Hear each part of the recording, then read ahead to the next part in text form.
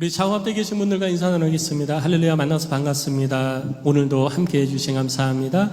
하나님의 은혜와 복이 가득하시기를 축복합니다. 한국 사람들이 나이를 먹으면서 늘어나는 게 있어요. 세월이 지나면서 늘어나는 게 있는데 그게 뭐냐 하면요, 그 서름과 한, 그리고 살. 동의하시죠? 나이 먹으면서 늘어나는 거는 서름과 한, 그리고 살이 늘어난다, 이렇게 얘기를 합니다. 뭐 살은 어쩔 수 없어요.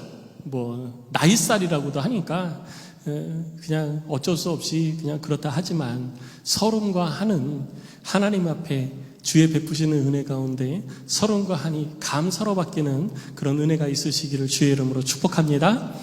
그래서 항상 감사가 넘쳐나야 돼요. 우리들의 삶이 늘 언제나 무엇인가 이렇게 전문가에게 의지하는 것들이 있어요. 여러분 뭐 이렇게 전문가를 항상 찾아다니잖아요. 이사하면은 어디 찾아가죠? 부동산 찾아가죠. 왜? 부동산의 전문가들이니까 부동산 찾아가는 거예요. 그리고 뭐 좀 배우겠다 그러면은 누구 찾아가죠? 그 분야의 전문가를 찾아갑니다. 전문가들이 전문 지식이 있으니까 전문가예요. 근데 전문 지식이 있는데 그 전문 지식 때문에 오히려 본질이 훼손되어지는 경우가 있습니다. 자기가 가지고 있는 전문 지식을 가지고 자기의 이속을 챙길 때 그렇게 되어지는 거예요. 그래서 전문 지식의 본질을 얘기를 해야 되는데, 내가 명예를 얻고 싶고 권위를 얻고 싶고, 그리고 소득을, 경제적인 소득을 불리고 싶을 때 자기들의 전문 지식을 이용해 가지고 다른 사람의 전문 지식이 없는 다른 사람들을 이렇게 자기가 원하는 방향으로 이끌어 가죠. 그래 가지고 올무에 빠뜨리는 경우가 많이 있습니다. 노 부부가 있었어요. 나이가 80이 된 노 부부가 있었는데, 이 할아버지가 전형적인 한국 할아버지예요. 그래가지고 이 가부장적인 이런 그런 모습을 다 가지고 평생을 살아오신 분이에요. 그래서 집에 딱 퇴근하고 들어오면, 덥다 그러면은 에어컨이 딱 틀어져야 되고요. 배고프다 그러면은 밥상이 탁 나와야지 되고, 그리고 뭐 이렇게 지저분해 그러면은 청소가 빨리 돼야 돼요. 근데 그 청소하고 밥하고 에어컨 켜고 하는 건 누가 해야 되죠? 네, 할머니가 해야 돼요. 그러니까 할머니는 찍소리 못하고 평생을 그렇게 살아온 거예요. 요즘 젊은 사람들은 나이가 먹으면은 삼시기가 2시기가 되고 2시기가 1시기가 된다고 그러잖아요. 근데 나이 먹은 할아버지가 3시기에서 2시기 1시기로 바뀌어야 되는데 3시기에서 4시기 5시기로 바뀌는 거예요. 이게 치매가 자꾸 오니까 밥을 언제 먹었는지 생각이 안 나가지고 또 차리라고. 그러니까 할머니는 지겨워 죽겠는 거예요. 그러다가 집에서 같이 있다가 어느 날 갑자기 할아버지가 가슴을 움켜쥐고 막 고통스러워하다가 쓰러져 버린 거예요. 할머니가 막 119를 불렀습니다. 119를 불러가지고 응급실에 가면서 막 심폐소생술하고, 응급실에서도 막 심폐소생술을 했어요. 그리고 심폐소생술을 막 하던 의사가 갑자기 딱 자리에서 내려오더니 땀을 뻘뻘 흘리면서 할머니한테 그러는 거예요. 할아버지께서 운명하셨습니다. 그랬더니 할머니가 너무 이제 놀래고, 그래가지고 어떡하냐고 이제는 어떡하냐고 막 그러는데, 이제 시간이 조금 지나고 이제 사람이 많고 그러니까 일단 냉동고에 보존을 해야 됩니다. 냉동고에 이제 안치를 하시죠. 그래가지고 흰천을 할아버지를 이렇게 놓고, 할머니가 이제 머리 쪽에 이렇게 쓰고, 그 간호사가 침대를 끌고 발 밑에 저쪽에서 침대를 끌고, 사람들이 막 많으니까 그 사이를 막 헤쳐서 냉동고 쪽으로 막 가는 거예요. 그러니까 할머니가 막 훌쩍훌쩍거리면서 막 가고 있는데, 갑자기 이게 심장마비가 되어지면요, 조금 시간이 지나가지고 갑자기 심장이 뛸 때가 있어요. 그렇죠? 막 이렇게 하다 보니까, 근데 이 할아버지가 심장이 다시 뛰기 시작한 거예요.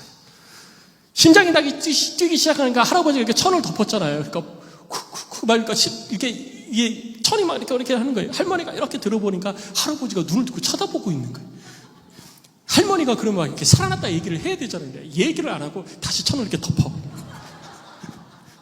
다시 이렇게 천을 덮는 거예요.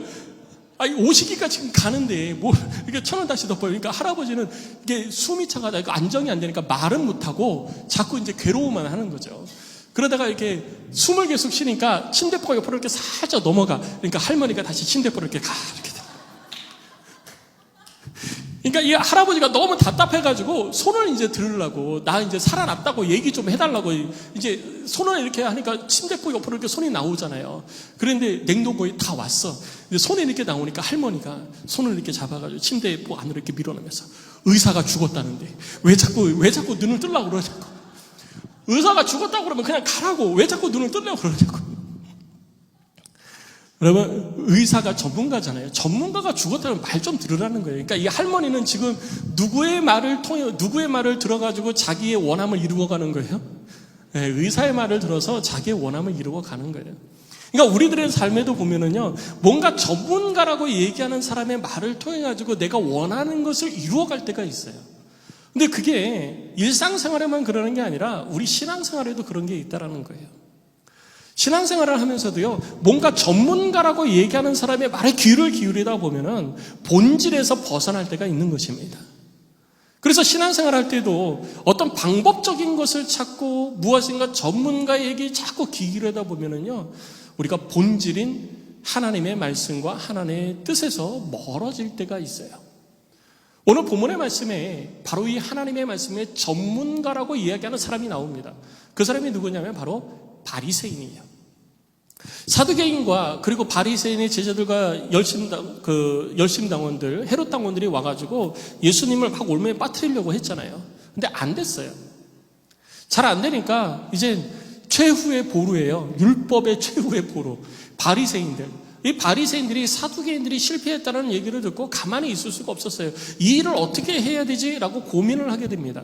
그래서 오늘 본문의 말씀에 34절을 보면 예수께서 사두개인들로 대답할 수 없게 하셨다 함을 바리새인들이 듣고 이 바리새인들이 모인 거예요. 이 일을 어떻게 할까? 예수를 어떻게 올무에 빠뜨릴까라고 고민을 하던 가운데에 율법사가 예수님을 찾아가 묻습니다. 율법사도 역시 바리새인들이에요. 바리새인 중에 바리새인이라고 이야기를 하는 사람 가운데 율법사가 있어요. 율법에 정통한 사람이고 율법 교육을 담당한 사람이 바로 율법사입니다. 근데 이 율법사가 예수님께 찾아와서 예수님께 묻는데요. 뭐라고 묻냐면 오늘 36절 말씀을 보니까 선생님, 율법 중에 어느 계명이 큰 겁니까? 라고 묻는 거예요. 참 애매한 질문입니다. 그런데 이 질문의 의도와 뜻을 알려면 우리가 바리새인에 대해서 좀 알 필요가 있어요. 바리새인에 대해서 알아야 우리가 이 질문을 한 의도를 알 수 있는 거죠. 바리새인들이 누구냐면 지난주에 우리가 사두개인이 누군지에 대해서 잠시 살펴봤었잖아요. 오늘은 바리새인이 어떤 사람들인지에 대해서 잠시 살펴보고 넘어가겠습니다. 바리새인도 역시 마찬가지로 사두개파가 형성되어졌던 BC 2세기경에 형성되어진 종교 파벌이에요. 근데 이 바리새파는요, 그냥 단순하게 어느 날 갑자기 우리 모여서 바리새파 합시다 이렇게 해서 되어진 것이 아니라 이스라엘 백성들이 외세의 침략을 많이 받고 그리고 외국의 포로로도 많이 끌려갔잖아요. 바벨론과 아수르의 포로로 끌려갔다가 이스라엘 땅으로 돌아옵니다. 포로에서 귀환할 때 에스라가 이스라엘 백성들을 모아놓고 하나님의 말씀을 가르치기 시작하죠. 그때 하나님의 말씀을 가르치는데 이스라엘 백성들이 하나님의 말씀에 대해서 잘 이해를 못하는 거예요. 그래서 에스라와 여러 성경학자들이 하나님의 말씀, 율법에 대한 해설서를 만듭니다. 율법 해설서예요. 지금으로 얘기하면 성경 주석서를 만든 거예요. 그 성경 주석서를 만들어서 조금 더 포로로 끌려갔다가 나중에 돌아와가지고 하나님의 말씀에 대해서 잘 모르는 그런 세대들에게 하나님의 말씀을 좀 더 쉽게 가르치려고 그렇게 해설서를 만든 거죠. 그 해설서를 우리가 뭐라고 그러냐면 미드라시라고 그러는 거예요. 그리고 또 한편으로는 이스라엘 백성들이 삶을 살아가는데 하나님께서 모세를 통해서 주신 율법을 따라 살아가잖아요. 근데 그 율법의 내용을 보니까 어디에 있냐면 출애굽기, 레위기, 민수기, 신명기에 율법의 내용들이 쭉 기록이 되어져 있어요. 근데 그 내용을 따라 삶을 살다 보니까 우리들의 삶에 적용이 안 되어지고 삶 속에서 나타나는데 율법에 안 들어가 있는 내용들이 한 개, 두 개 발생되기 시작하는 거예요. 그래서 그런 것들을 가만히 살펴보니까 하나님께서 이것을 말씀을 안 하셨을 리는 없고 하나님께서 말씀을 하셨는데 모세가 다 기록하지 않고 구전을 통해서 이스라엘 사람들에게 쭉 내려온 것이 있지 않을까라고 해서 그동안에 유대인들에게 구전으로 내려왔던 것들을 집대성을 합니다. 유대인들에게 내려왔던 걸 다 모아가지고 책을 하나 만들어요. 그 책을 만들었는데 그 책이 뭐냐 하면은 바로 미시나라는 책을 만듭니다. 이거는 율법은 율법인데 우리들이 모세오경이라고 얘기하고 있는 것 중에 출애굽기, 레위기, 민수기, 신명기에 기록된 율법 외에 모세와 그리고 그 이하 장로들의 구전을 통해서 내려온 것들, 율법에 기록은 안 되어져 있지만 율법과 동일한 효력을 발생시키는 것들을 모아가지고 하나의 책으로 만든 거예요. 율법서로 만든 거예요. 그것이 뭐냐면요, 예수님께서 너희들은 왜 이거는 지키면서 이거는 안 지키냐라고 말씀하셨던 장로들의 유전입니다. 그 장로들의 유전을 율법과 같은 위치에 이렇게 딱 올려놓은 거예요. 그래서 그것을 만들어서 그것을 사람들한테 가르치는 거죠. 그래서 그 내용을 보면은요, 큰 주제가 6가지가 있는데 그 6가지 주제에 어떤 것들이 있냐면요, 정말 놀라운 주제들이 있어요. 뭐가 있냐면 농사 짓는 방법, 그리고 땅을 경작하는 방법. 그러니까 작물을 키우는 것과 땅을 경작하는 것을 분리를 해놨어요. 그리고 땅을 쉬게 하는 거는 어떻게 쉬게 해야 되는지도 자세하게 적어놓은 거예요. 뿐만 아니라 사람이 살면서 어떻게 시간을 허비하지 않고 사는가, 시간을 허비하지 않는 방법, 세월을 아끼는 방법, 이런 것들을 자세하게 적어놓은 거예요. 그래서 이 미시나가 발전해가지고 우리들이 잘 알고 있는 탈무드가 된 겁니다. 그래서 미드라시하고 미시나하고 이게 다 율법처럼 만들어져서 우리 가운데 있는 것이죠. 그러니까 바리새파들은 그 율법을 다시 번호를 매겨가지고 정리를 했어요. BC 2세기경에 번호를 쭉 매겨가지고 1번부터 정리를 했는데 그 정리한 율법의 개수가 몇 개냐면요, 613개예요.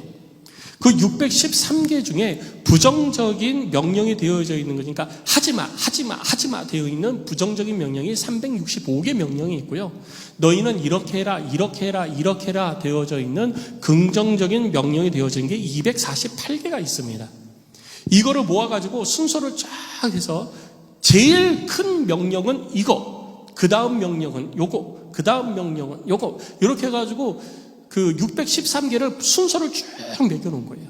그리고 그거대로 지켜야 천국 간다라고 얘기하는 거예요. 그거대로 지켜야 율법을 지키는 거다라고 얘기하는 거죠. 그래서 그걸 지키는 사람들이 모여가지고 학파를 만든 것이 바리새파인 거예요. 그러니까 이 바리새파는요, 율법을 온전히 지키느냐, 어떤 것이 하나님이 말씀하시는 거냐, 하나님의 율법이냐, 이게 중요한 게 아니라 자기들이 만들어 놓은 613개의 율법을 순서에 따라서, 중요도에 따라서 지키느냐 지키지 않느냐가 중요한 거예요. 그러다 보니까 그들의 삶 가운데에 이렇게 율법이 상충되어지는 것이 있잖아요. 서로 충돌되어지는 거. 그게 있으면 하나님은 무엇을 원하실까를 보는 게 아니고 율법에 무엇이 윗순에 있는가, 이걸 보고서 이건 이럴 땐 이렇게 해야 돼, 이럴 땐 이렇게 해야 돼, 이것을 그렇게 정해서 사람들한테 지키게 했던 거예요. 그러다 보니까 예수님이 아무리 올무를 걸려고 그래도 예수님이 넘어오지 않잖아요. 올무에 걸리지 않아요. 다 답변을 하는 거예요. 그래서 율법을 율법이 아니다라고 얘기하면 안 되는 거예요, 예수님 앞에. 그럼 예수님을 어떻게 올무에 걸리느냐? 그러면 예수님이 메시아가 아니라 우리와 같은 율법 선생이다라고 하면은 예수님을 자기 편으로 만드는 거잖아요. 그래서 예수님을 찾아가서 이 율법사가 뭐라고 질문하면요, 어떤 율법이 큰 겁니까를 물어본 거예요. 그러니까 누구같이 생각해달라는 거예요. 거기에 예수님이 대답하면 예수님도 우리 율법을 중요시하는 사람과 똑같은 겁니다. 그래서 백성들한테 봐라, 이 예수라는 사람은 메시아가 아니라 우리가 얘기하는 것과 똑같지 않냐, 이 사람은 율법을 중요시하는 사람이다 라고 하면서 예수의 권위를 깎아내리려고 그랬던 거예요. 그래서 이렇게 질문을 한 거예요. 사탄이 우리를 이렇게 유혹할 때도요, 막 덤벼서 우리를 막 이렇게 공격을 하잖아요. 그러면 야, 기도하지 마, 야, 기도하지 마, 성경 읽지 마, 믿음으로 산다고 다 되는 거 아니야, 그렇게 하면 안 돼, 그러면서 막 세상 방법 찾아봐. 막 사탄이 우리를 막 그래요. 그러면 우리는 아니야, 기도해야 돼. 믿음으로 해야 돼. 막 그러면서 우리가 막 이기잖아요. 사탄이 못 이길 것 같아요. 그럼 뭐를 하냐면요, 우리를 인정해 주기 시작해요. 야, 너 믿음 있잖아. 믿음이 있으니까 이럴 때 기도해. 기도하면 되는 거야. 그리고 기도해봐 라고 하면서 아무것도 안 하고 기도만 하게 하는 거예요. 무슨 얘기인지 아세요? 아무것도 안 하고 기도만 하게 하는 거예요. 성령 기도 가운데 하나님의 인도하심에 순종해야 되는데 그거는 빼먹는 거죠. 그거는 빼놓고 기도만 하게 하는 거예요. 그러니까 성령의 음성이 있고 하나님의 인도하심이 있어도요, 그걸 모르게 만들어버리는 거예요. 그러니까 그 사람은 뭐예요? 나는 기도했다라고 얘기하는 거죠. 하나님의 말씀대로 나는 유혹 가운데 시험 가운데 기도했다. 근데 왜 하나님의 응답이 없지? 하나님의 나를 인도하시는 걸 왜 내가 못 깨달지? 이렇게 결과가 나와버리는 거죠. 그래서 사탄은요, 항상 우리를 교묘하게 이용을 하는 겁니다. 이걸 잘 깨달아야지 돼요. 막 우리로 하여금 신앙을 못하게, 하나님을 믿지 못하게 막 하다가 우리가 믿음으로 막 이려고 그러면요, 그 다음부터 우리의 믿음을 인정하면서 우리를 이렇게 올가매기 시작하는 거예요. 그러니까 바리새인들도요, 예수님을 막 대적하다가 이제 안 되니까 율법 가운데 어떤 것이 큰 겁니까? 라고 하면서 예수님이 자기들과 같은 부류라는 것을 인정하게, 예수님 스스로 대답하게 함으로써 예수님의 권위를 깎아내리려고 하는 거예요. 근데 예수님이 그 율법사에게 대답하시는 이 대답이 정말 놀랍습니다.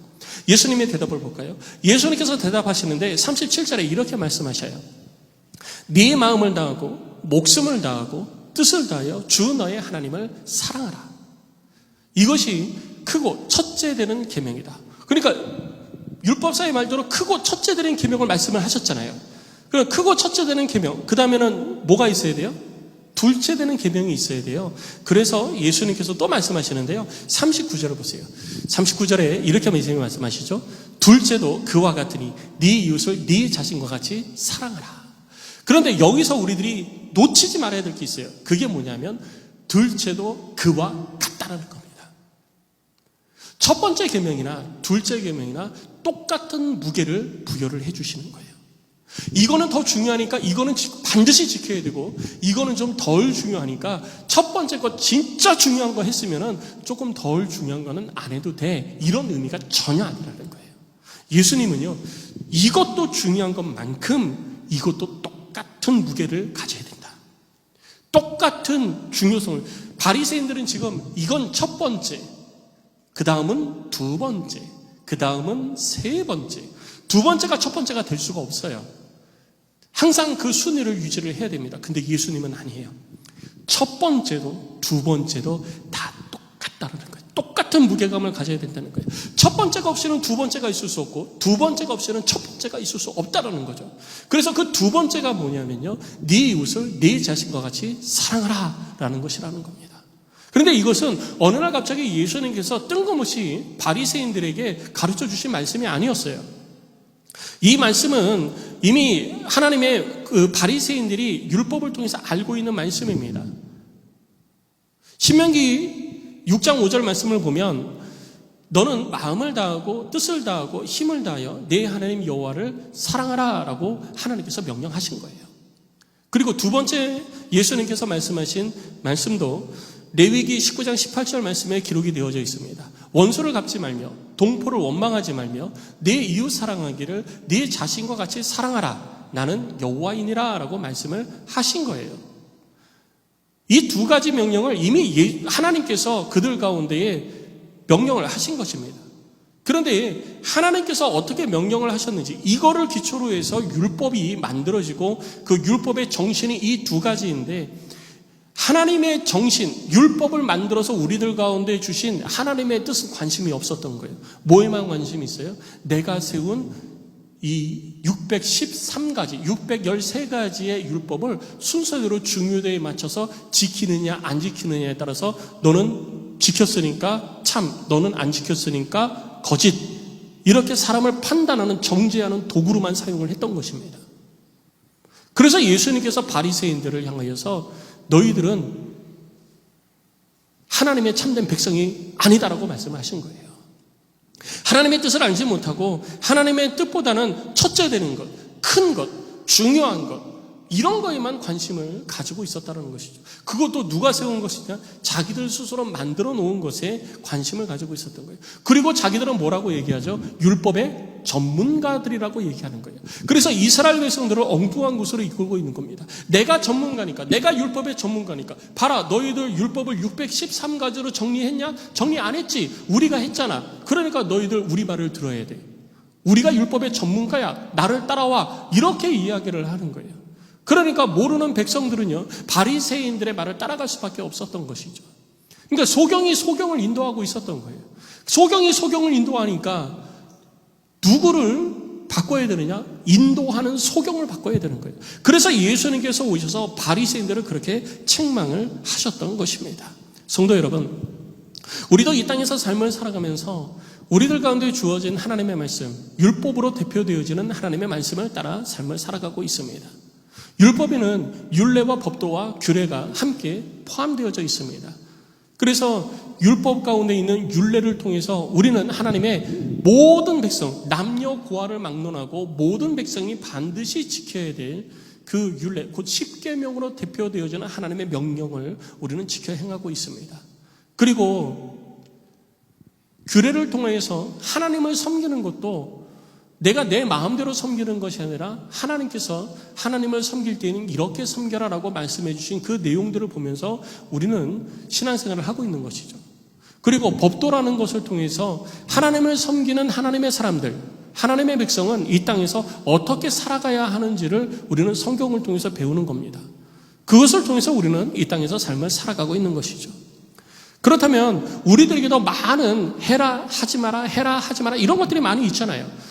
바리새인들은 613개로 그것을 딱 정리를 했지만 우리는 뭐 그렇게 정리는 안 했지만 성경을 읽으면서 많은 것들을 배우고 깨닫게 되어집니다. 그럼 우리도 그것을 다 지키면서 살아야 될까요? 하나님께서 그것을 다 지키면서 살라고 우리들 가운데에 그런 율례와 법도와 규례, 수많은 규칙들, 수많은 법률들을 우리 가운데 제시를 해 주신 것일까요? 우리는 이 땅에서 하나님의 백성된 자로서 가장 본질된, 율법의 가장 본질된 것을 놓치지 말고 살아가야 되는데 그 본질, 곧 하나님 사랑, 이웃 사랑을 어떻게 이루며 삶을 살아갈 수 있게 되는 것일까요? 오늘 저는 이 두 가지, 하나님 사랑, 이웃 사랑에 대한 그 하나님의 말씀의 율법의 본질에 대해서 한번 살펴보고 이야기를 나누고 하나님의 뜻을 깨닫고자 하는 것입니다. 먼저 첫째, 예수님께서는 바리새인들에게 어떤 율법이 제일 큽니까? 라고 묻는 그 바리새인들에게 하나님 사랑에 대해서 말씀을 하십니다. 하나님의 사랑에 대해서 말씀을 하시면서 예수님께서 하신 것은 네 마음을 다하고 목숨을 다하고 뜻을 다하여 주 너의 하나님을 사랑해라 라고 말씀을 하셨죠. 그냥 하나님 사랑해라 라고 하면 끝납니다. 그런데 왜 예수님께서는 하나님의 말씀을 통해서 이렇게 말씀하셨고 또 하나님은 자기 백성들에게 너희들이 나를 사랑하는데 어떻게 사랑하냐? 네 마음을 다하고 목숨을 다하고 뜻을 다해서 나를 사랑해라 라고 말씀하신 것일까요? 이 사랑은 그냥 우리가 흔히 이야기하는 그런 사랑이 아니기 때문이에요. 하나님을 향한 사랑은 우리들의 전인성이 함께 동반되어지는 사랑이 되어야 되는 것입니다. 전인성이라는 것은 지, 정, 의가 같이 포함되어지는 겁니다. 머릿속에 있는 지식으로도 내 마음을 다해서도 내 삶에 이루어지는 행동을 통해서도 하나님의 사랑이 나타나야 된다는 거예요. 이 세 가지가 함께 어우러져서 하나로 통합되어진 작용으로 사랑이 드러나야 된다는 것입니다. 지식만 따라가는 것도 아닙니다. 관습을 따라가는 것도 아닙니다. 전통을 따라가는 것도 아닙니다. 우리들의 모든 것을 다 거기에다 쏟아 부어야 되는 거예요. 하나님께 하나님 사랑합니다 라고 하는 그 고백에는 우리들의 삶의 전부를 하나님께 쏟아 붓는 고백이 돼야 된다는 것입니다. 그래서 고린도후서 10장 5절에 사도 바울은 이렇게 고백을 한 거예요. 하나님 아는 것을 대적하여 높아진 것을 다 무너뜨리고 모든 생각을 사로잡아서 나의 이 모든 생각들 있잖아요. 나의 모든 생각을 다 사로잡아서 그리스도에게 복종하게 한다라고 말하고 있는 것입니다. 성도 여러분, 하나님 사랑하십니까? 정말 하나님 사랑한다면요, 우리들의 지정을, 우리들의 모든 것을 다해서 이 고백이 있어야지 되는 거예요. 우리들의 삶의 모습으로도 고백되어지고, 우리들의 마음의 감정으로도 고백되어지고, 우리들의 지식으로도 인정이 돼야 되는 것입니다. 이렇게 되어질 때 하나님은 우리의 사랑을 인정하신다는 거예요. 왜? 하나님께서 우리를 그렇게 사랑하셨기 때문이에요. 하나님이 베풀어 주신 그 사랑을 우리는 아가파오라고 이야기를 합니다. 사랑엔 여러 얘기가 있죠. 그런데 그 아가파오의 뜻은 뭐냐면요, 아가파오라는 의미는 철저하게 비이기적인 사랑이에요. 내가 그 사람을 사랑하는 데 있어서 나는 없는 거예요. 그냥 그 사람만 존재하는 거예요. 그러니까 하나님께서 우리를 사랑하실 때요, 내가 너를 사랑한다 하면서 하나님께서 내가 너를 사랑한다 이렇게 말씀만 하지 않으셨잖아요. 내가 너를 사랑하기 때문에 온 우주 만물을 너를 위해서 창조하셨다는 거죠. 내가 너를 사랑하기 때문에 내가 너를 지켜 보호하고 있다는 것입니다. 그런데 내가 너를 사랑하는데 네가 내 사랑을 몰라주니까 하나님이 가슴 아파하시잖아요. 내가 너를 사랑하는데 네가 내 사랑을 몰라주니까 내가 너무 가슴이 아프고 마음에 슬픔이 있다라고 하나님이 표현하시잖아요. 그런데도 그들이 하나님의 사랑을 깨닫지 못하니까 자기의 독생자들 예수 그리스도를 이 땅 가운데 보내셔서 죽여버리시잖아요. 이유가 뭡니까? 딱 하나예요. 날 사랑하니까. 나를 사랑하시는 그 사랑에 철저하게 비이기적인 사랑, 지, 정, 의가 통합되어진 그 완전한 사랑의 표본을 하나님께서 우리들 가운데 보여주신 거예요. 그래서 우리도 하나님을 사랑할 때, 하나님의 그 사랑을 받은 우리도 하나님을 사랑할 때 그렇게 사랑해야 된다는 것입니다. 하나님을 사랑하면서 내 것 조금 챙겨놓고, 하나님 사랑한다면서 내 것 조금 이렇게 뒤에다 숨겨놓고, 내 주머니에 챙길 것 다 챙겨놓고 하나님 사랑합니다 이렇게 하는 거 아니에요. 내 모든 것들을 다 쏟아붓는 그런 사랑을 말하는 것입니다. 그런데 여기에 놀라운 비밀이 숨겨져 있어요. 이 아가파오라는 말, 이 아가파오라는 말에 놀라운 비밀이 숨겨져 있는데요. 여러분, 그 하나님이 우리를 사랑하신 것처럼 그렇게 사랑할 수 있을까요? 잘 안 되죠. 내가 그렇게 사랑해야지라고 하는데 잘 안 되잖아요. 여러분, 같이 한 입을 덮고 사는 사람 사랑하시죠? 갑자기 지금 제가 충격에 휩싸였어요. 아무도 대답을 안 하시네. 사랑 안 하세요? 사랑하시죠? 그래서 모든 걸 다 내어주는 그런 사랑하세요? 여러분 자녀를 정말로 사랑하시죠? 그런데 여러분 아예 안 챙기고 사랑하세요? 나도 챙길 건 챙기잖아요. 요즘은 어떠니까? 야, 네가 먹고 싶어. 맛있는 거 먹어. 그러면서 나중에 뭐라고 그래요? 야, 너는 네가 알아서 먹어. 너는 앞으로 살 날이 많으니까 앞으로 넌 맛있는 거 많이 먹을 거야. 엄마 아빠는 살 날이 얼마 없어. 그러니까 엄마 아빠는 더 맛있는 거 엄마 알아서 먹을 테니까 너 네 거 먹어. 이러면서 요즘은 그래요. 엄마 따로 아빠 따로 이게 다 따로예요. 너 먹고 싶은 거 너 먹어. 그리고 엄마 아빠는 알아서 맛있는 거 먹을게. 이렇게 돼버렸잖아요. 그러니까 우리는 우리들의 사랑을 가지고 하나님의 사랑을 드러내듯이 그렇게 표현을 잘 못해요. 그래서 놀라운 비밀이요, 아가파오라는 이 사랑에는요 성령의 도우심이 있을 때 이루어진다는 것입니다. 그래서 항상 성령님은요 우리가 하나님을 사랑하게 우리를 도우시는 거예요. 내가 하나님을 사랑하고자 할 때 성령께서 우리에게 감동을 주셔서 주를 위해서 헌신하게 하는 거예요.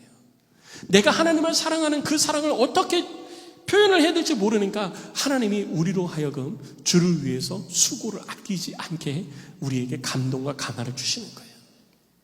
하나님은 우리를 향해서 온전한 사랑을 나타내 주시는데 우리는 그게 안 되니까 주의 성령께서 우리로 하여금 하나님의 사랑을 이루어갈 수 있도록 우리를 도와주신다는 거죠. 그래서 우리는요 성령의 능력을 힘입어서 하나님을 사랑할 수 있는 것입니다. 성령의 능력을 힘입어서 주를 위해서 헌신하고 주를 위해서 수고를 아끼지 않을 수 있는 거예요. 그래서 우리들의 모든 것을 다 드리고 내 생명까지도 드린 사람들, 하나님을 사랑하기 때문에 그 모든 표현을 한 사람들의 삶을 보면은요 늘 성령께서 그의 인생을 이끌어 가셨음을 우리들이 알 수 있는 것입니다. 내 의지, 내 능력 가지고는요, 내 경험 가지고 내 지식 가지고는 그 하나님의 사랑을 다 드러낼 수도 없고 이해도 할 수가 없어요. 그래서 이 아가파오라는 것은요 성령의 도우심이 도우심과 나와 함께 되어질 때 이 아가파오가 우리 삶 속에서 이루어진다는 것을 우리 가운데 보여주고 있는 것입니다. 성도 여러분, 이렇게 하나님을 사랑할 수 있기를 주의 이름으로 축복합니다.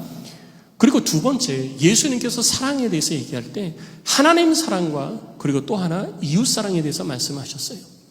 근데 이웃 사랑을 얘기할 때 이웃에 대해서 단순히 연민이나 혹은 위로나 혹은 그 사람을 측인히 여기는 마음을 가지는 것이 사랑이라고 얘기하는 게 아니에요. 우리 착각하면 안 됩니다. 우리가 이웃을 사랑하라 그러면요, 불쌍한 사람들 어떻게 좀 도와줘야 되겠다 이런 마음 갖잖아요. 근데 그런 마음 갖는다고 이웃을 사랑하는 게 아닙니다. 세상적인 관점에서 볼 때는요, 그렇게 관심을 갖고 측은한 마음을 갖고 불쌍히 여기는 마음을 갖는 것도 이웃사랑의 실천이라고 얘기하죠. 근데 성경은 거기에 머물러 있지 않은 거예요. 예수님께서 네 이웃을 사랑하라 이렇게만 말씀하지 않으셨다는데 우리는 주목을 해야 됩니다. 예수님께서 네 이웃을 사랑하라 라고 하는 그 말씀에 조건이 붙어 있어요. 그게 뭐냐면요, 오늘 39절 말씀을 보면 둘째도 그와 같으니 네 이웃을 네 자신과 같이 사랑하라는 것입니다. 이웃을 사랑하는 데 있어서 먼저 선결되어야 될 것이 뭐냐면 나 자신을 향한 사랑과 존중이에요. 나를 사랑하는 사람이 이웃도 사랑한다는 겁니다. 나를 사랑하게 된 이유가 뭡니까? 하나님의 사랑을 내가 깨달으니까 나를 사랑하게 되어지는 거예요.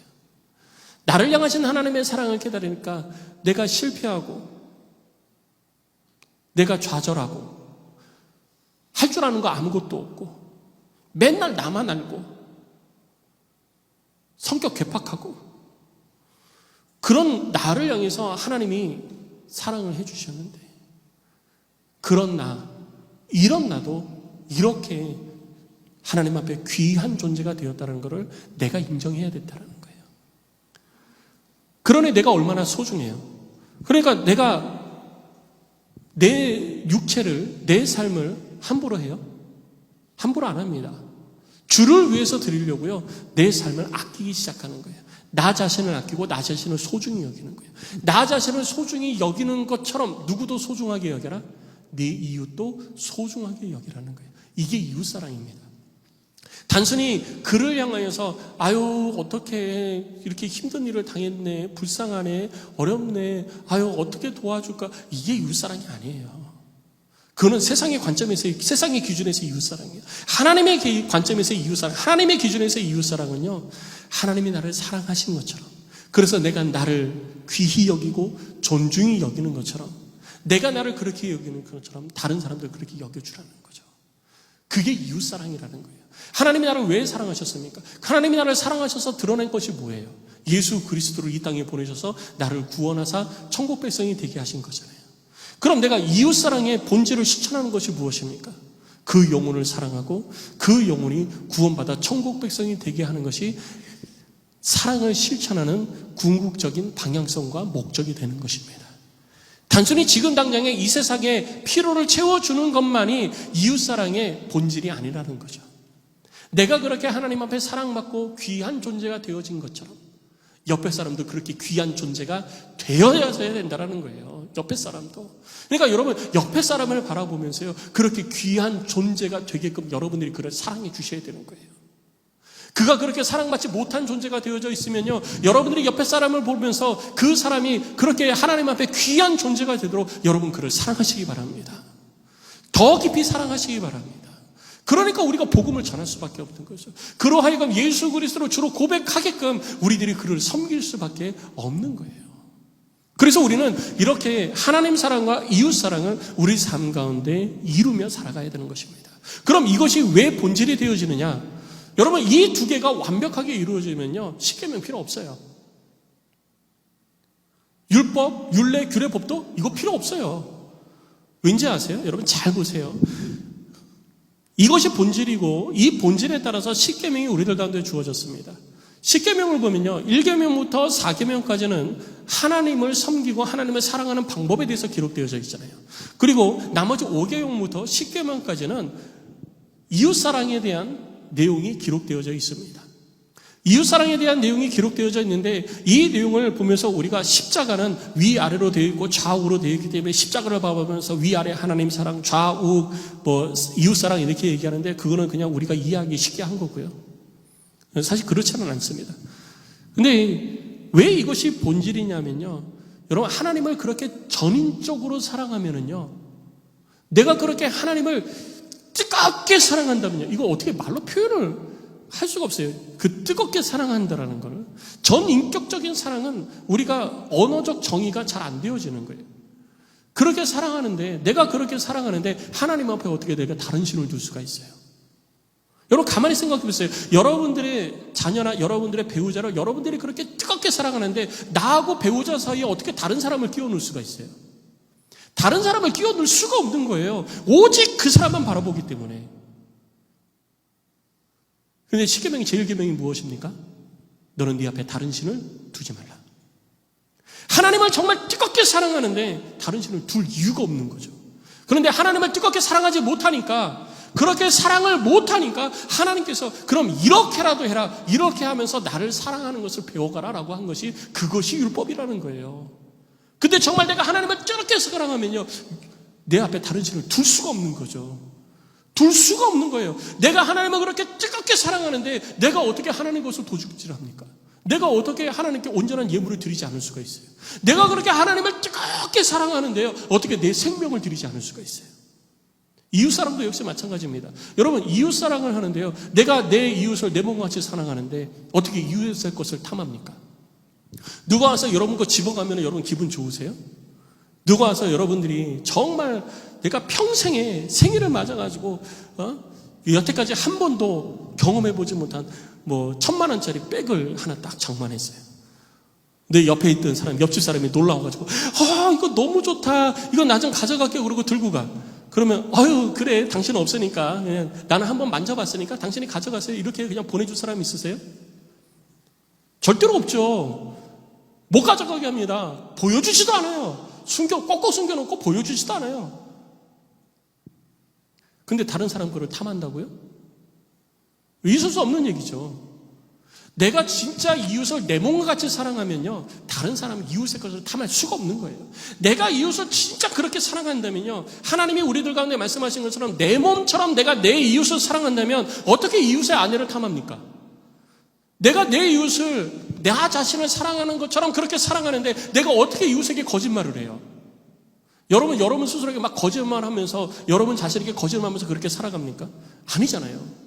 근데 내가 내 몸처럼 내 이웃을 사랑하는데 내가 어떻게 내 이웃에게 거짓말을 해요? 십계명은요. 하나님 사랑, 이웃 사랑의 그냥 대표적인 것들만 기록해 놓은 거예요.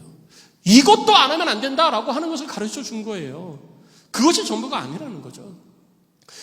진짜 우리가 놓치지 말아야 될 것은 하나님 사랑과 이웃 사랑이에요. 하나님을 사랑하고 이웃을 사랑해라. 이것이 곧 우리를 향하신 하나님의 뜻인 것입니다. 성도 여러분, 하나님 사랑하시고 이웃 사랑하시기를 주의 이름으로 축복합니다. 그래서 하나님은요, 하나님 사랑, 이웃 사랑, 곧 하나님의 말씀을 따라 삶을 살아가는 자들에게 은혜와 복을 주시겠다고 말씀해 주신 거예요. 약속해 주신 거예요. 이 약속을 바라보면서 우리는 하나님의 말씀을 순종해가고 삶 가운데 이루어가고 있는 것입니다. 신명기 15장 4절 5절 말씀을 보면 이렇게 기록이 되어져 있습니다.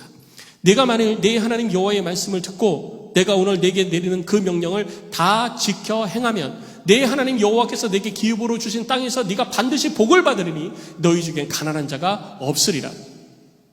하나님께서 우리들 가운데 물질의 복을 허락해 주시는 겁니다. 누구에게? 하나님의 말씀을 듣고 행하는 자, 곧 하나님의 뜻을 실천해 가는 자, 곧 우리 가운데에 하나님 사랑, 이웃 사랑을 세상의 기준이 아니라 하나님의 말씀의 기준에 맞게 하나님 사랑, 이웃 사랑을 실천해 가는 자들에게 하나님께서 이 약속을 주신 것입니다. 그리고 신명기 28장 1절 말씀을 보면 내가 네 하나님 여호와의 말씀을 삼가 듣고 내가 오늘 네게 명령하는 그의 모든 명령을 지켜 행하면 네 하나님 여호와께서 너를 세계 모든 민족 위에 뛰어나게 하실 것이라. 좀 놀라운 말씀 아니에요? 세계 모든 민족에 뛰어난 사람이 되려고 아무리 노력을 해도 되는 사람도 있고 되지 못하는 사람이 있습니다. 그런데 내가 자라게 모든 민족에 뛰어난 사람이 되려고 노력하지 않아도 난 그냥 하나님의 말씀을 따라 삶을 사는 것뿐인데 하나님께서 모든 민족에 뛰어난 사람으로 우리를 그렇게 세워주시겠다잖아요. 이 은혜가 여러분 가운데 있으시기를 주의 이름으로 축복합니다. 그냥 바라만 보지 마세요. 이거 하나님께서 우리에게 주신 약속인 것입니다. 그래서 이 약속을 믿기 때문에 우리는 하나님의 말씀에 순종하는 거예요. 뿐만 아닙니다. 열왕기하 21장 8절 말씀을 보면 만일 이스라엘이 나의 모든 명령과 나의 종 모세가 명령한 모든 율법을 지켜 행하면 내가 그들의 발로 다시는 그의 조상들에게 준 땅에서 떠나 유리하지 않게 하겠다. 우리들의 삶의 터전을 지켜주시겠다 하잖아요. 놀라운 은혜 아닙니까? 우리들의 삶을 우리들의 삶의 터전을 지켜주신대요. 어떻게 하면요? 내가 이 터전 잃어버리지 않으려고 열심히 노력하면 우리의 터전을 지켜주는 게 아니라 하나님의 말씀 앞에 순종하면 하나님의 뜻을 이루어가면 하나님께서 우리의 터전을 지켜주시겠다고 말하는 것입니다. 그리고 하려고 해도 다 못할 때가 있잖아요. 그러면 하나님의 우리의 터전을 지켜주지 않아서 우리가 유리할 때가 있습니다. 느헤미야서 1장 9절 말씀을 보면 만일 내게로 돌아와 내 계명을 지켜 행하면 너희 쫓긴 자가 하늘 끝에 있을지라도 내가 거기에서부터 그들을 모아 내 이름을 두려고 택한 곳에 돌아오게 하리라. 이것이 하나님이 주신 약속인 것입니다. 성도 여러분, 하나님 사랑하시기 바랍니다. 그리고 이웃 사랑하시기 바랍니다. 정말 하나님 사랑하십니까? 하나님을 사랑하기 때문에 여러분 가운데 나타나고 있는 것이 무엇이 있습니까? 하나님을 사랑하기 때문에 여러분들의 인생 가운데 나타나고 있는 것이 뭐냐는 거예요. 하나님은 우리를 사랑하신다고 정말 철저한 비이기적인 사랑을 우리들 가운데 나타내 주셔서 이 땅을 창조하시고 우리를 이 땅에서 삶을 살아가도록 지켜주시고 보호하여 주시고 우리를 향해서 애통해 주시고 눈물을 흘려주시고 우리를 향해서 그 아들 독생자 예수 그리스도를 보내셔서 십자가에 죽이시면서까지 우리를 사랑해 주셨는데 우리는 하나님 사랑합니다 라고 하는데 우리들의 삶에 하나님을 향한 사랑이 전 인격적으로 나타나고 드러나는 것이 뭐가 있습니까? 정말 하나님 사랑하십니까? 정말 하나님 사랑하세요? 그래서 여러분들의 삶을 통해서 그 사랑이 어떻게 표출되고 있습니까? 정말 하나님 사랑하기 때문에 여러분들의 인생을 통해서 표출되어지는 것이 뭐가 있습니까? 하나님은 그걸 보기를 원하시는 거예요. 아무리 우리가 하나님 사랑합니다 그렇게 외쳐도요 우리들의 삶을 통해서 전인격적으로 그 하나님을 향한 사랑이 표출되어지지 않으면 그 사랑이 무슨 소용이 있습니까? 여러분 하나님을 향한 사랑을 표출하십시오. 전인격적으로 여러분들이 가지고 있는 모든 것, 진짜 여러분들의 생각과 여러분들이 가지고 있는 모든 물질, 여러분들이 가지고 있는 생명, 여러분들이 가지고 있는 시간, 이 모든 것들을 통해서 하나님을 향한 사랑을 하나님께 드리십시오. 그것이 우리를 향하신 하나님의 뜻입니다. 그리고 이웃을 사랑하십시오. 여러분 몸을 아끼는 것처럼 이웃을 사랑하십시오. 여러분 몸을 사랑하는 것처럼 여러분들의 삶을 여러분들이 아끼고 중요시 여기고 사랑하는 것처럼 여러분들의 이웃도 그렇게 사랑하셔야 된다는 거예요. 그냥 단순한 피로, 눈에 보이는 피로를 채워주는 것으로 내가 이웃사랑을 다 실천했다. 우리는 그렇게 우리 스스로 만족하는 그런 삶을 살면 안 됩니다. 그것이 바로 영적인 바리새인들의 모습이에요. 예수님께서 그렇게 책망하셨던 영적인 바리새인들의 모습이라는 거예요. 우리들의 삶 가운데 영적인 사두개인의 모습이 남아있는 것처럼 아직도 우리들 가운데 영적 바리새인들의 모습이 남아있는 게 있을 수 있습니다. 율법 정해놓고 기준 정해놓고 내가 세워놓고 이것만 하면 다 돼, 이것만 하면 괜찮아, 이것만 하면 다 한 거야. 우리들 스스로 그렇게 만족하고 있는 것, 그것이 하나님이 정말 기뻐하시는 걸까요? 정말 하나님을 사랑하십시오. 하나님이 우리들 가운데 원하시는 그 사랑, 정말 하나님께 내 모든 것들을 내어드리는 그 사랑, 그 사랑을 하나님께 드리십시오. 주의 성령이 우리를 도우십니다. 내가 그 사랑을 다 하지 못할 때 하나님의 성령이 우리를 도와서 그렇게 하나님을 사랑할 수 있도록 우리를 만들어 가시고 세워 가시는 것입니다. 성도 여러분, 하나님 사랑합시다. 하나님 더 뜨겁게 사랑합시다. 하나님을 더 뜨겁게 사랑합시다. 그래서 하나님 사랑이 우리들의 삶에 드러나게 합시다. 이웃 사랑이 실천되어지게 합시다. 나를 통해서 이웃 사랑이 드러나게 합시다. 이것이 하나님을 사랑하는 방법인 것입니다. 성도 여러분, 우리 함께 기도합시다. 하나님, 내가 더 하나님을 뜨겁게 사랑하는 자 되겠습니다. 주의 성령이 나를 도와서 하나님을 사랑할 수 있게 하여 주시옵소서. 하나님, 나는 부족합니다. 나는 하나님을 사랑하기에 부족합니다. 성령님, 나를 도와주시옵소서. 내 시간도, 내 물질도, 내가 가지고 있는 생명도, 내 모든 것을 들여 하나님을 사랑하며 하나님의 사랑을 통하여서 이웃 사랑을 실천하는 자가 되기를 원합니다. 주님, 나를 사랑하여 주시고 내가 주를 사랑하는 자가 되게 하여 주시옵소서. 우리 제목을 가지고